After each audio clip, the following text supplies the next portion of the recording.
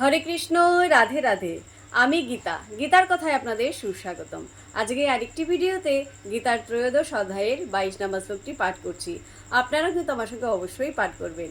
ওং নমো ভগবতে বাসুদেবায়, ওং নমো ভগবতে বাসুদেবায়, ওং নমো ভগবতে বাসুদেবায়, ওং তৎসৎ। হরে কৃষ্ণ।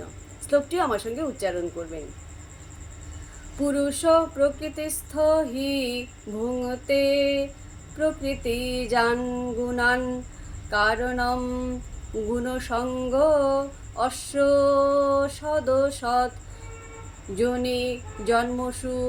অনুবাদ: জড়া প্রকৃতিতে অবস্থিত হয়ে জীব প্রকৃতিজাত গুণসমূহ ভোগ করে।